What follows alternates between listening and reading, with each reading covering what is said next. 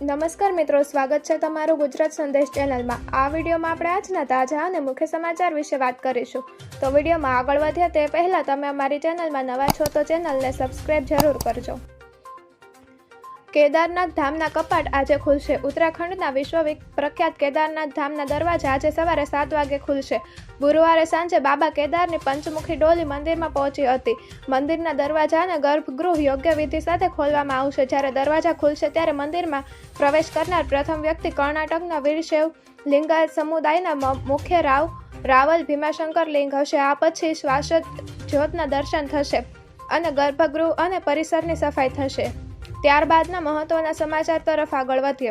દિલ્હીમાં કરા સાથે જોરદાર વરસાદ। આજે સવારે દિલ્હીમાં અચાનક હવામાન બદલાયું।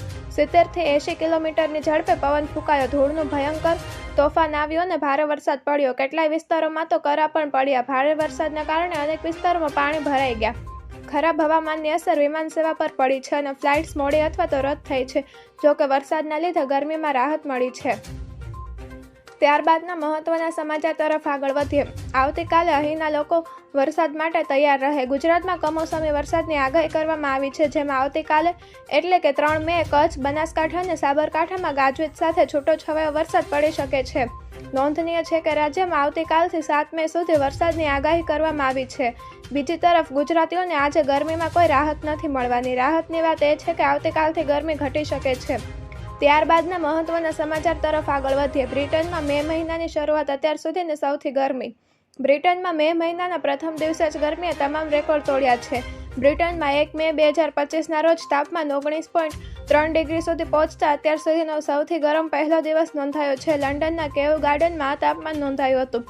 અગાઉનો રેકોર્ડ 1990માં સ્કોટલેન્ડના નોંધાયો હતો। બપોરના સમયે દક્ષિણ પૂર્વ ઇંગ્લેન્ડમાં મહત્તમ તાપમાન 30 ડિગ્રી સેલ્સિયસ સુધી જઈ શકે છે। ત્યારબાદના મહત્વના સમાચાર તરફ આગળ વધીએ। પહેલગામમાં આતંકી હુમલાને લઈ મોટો ખુલાસો। પહેલગામ આતંકી હુમલાને લઈ મોટા સમાચાર છે। આ મામલે NIA તપાસ કરી રહી છે। હવે અપડેટ સામે આવી છે કે NIAએ આ આતંકી હુમલાનો પ્રાથમિક રિપોર્ટ તૈયાર કર્યો, જેમાં લશ્કર, ISI, પાકિસ્તાની સેનાનો ઉલ્લેખ, આતંકીઓને પાકિસ્તાનથી સૂચનાઓ મળતી હતી। આતંકીઓ 15 એપ્રિલે જ પહેલગામ પહોંચ્યા હતા। આતંકીઓના નિશાના પર વધુ 3 સ્થળો હતા। આવી ઘણી બાબતો સામેલ કરાઈ છે। ત્યારબાદના મહત્વના સમાચાર તરફ આગળ વધીએ। ભર ઉનાળે વરસાદ, વાવાઝોડાથી 10 મોત। રાજધાની દિલ્હીમાં વાવાઝોડા અને વરસાદના લીધે ઘણી જગ્યાએ વૃક્ષો પડી ગયા છે અને પાણી ભરાઈ ગયા છે। વૃક્ષો પડવાથી 4 લોકોના મોત થયાના અહેવાલ છે, તો યુપીમાં વીજળી પડવાથી 4 લોકોના મોત થયા। ગુરુવારથી રાતથી સહારનપુર, મથુરા સહિત રાજ્યના 10 શહેરોમાં ભારે પવન સાથે ભારે વરસાદ પડી રહ્યો છે। છત્તીસગઢના બેમેતારા જિલ્લામાં પણ વાવાઝોડાને કારણે 2 લોકોના મોત થયા છે। ત્યારબાદના મહત્વના સમાચાર તરફ આગળ વધીએ। સોમનાથ મંદિરનો 74મો પ્રાણ પ્રતિષ્ઠા દિવસ। આજે હિન્દુ પંચાંગ અને તિથિ મુજબ વૈશાખ સુદ પાંચમ એટલે કે સોમનાથ મંદિરનો પ્રાણ પ્રતિષ્ઠા દિવસ માનવામાં આવે છે। જીર્ણ અને ધ્વંસ કરાયેલા સોમનાથ મંદિરને જોઈને આજના દિવસે સરદાર પટેલે સોમનાથ મંદિરના પ્રાણ પ્રતિષ્ઠા મહોત્સવની પ્રતિજ્ઞા લીધી હતી। પ્રથમ રાષ્ટ્રપ્રમુખ ડોક્ટર રાજેન્દ્ર પ્રસાદના હસ્તે નવા મંદિરની પ્રાણ પ્રતિષ્ઠા વિધિ સાથે આજે સંપૂર્ણ કરવામાં આવી હતી। ત્યારબાદના મહત્વના સમાચાર તરફ આગળ વધીએ। સોના ચાંદીના નવા ભાવ।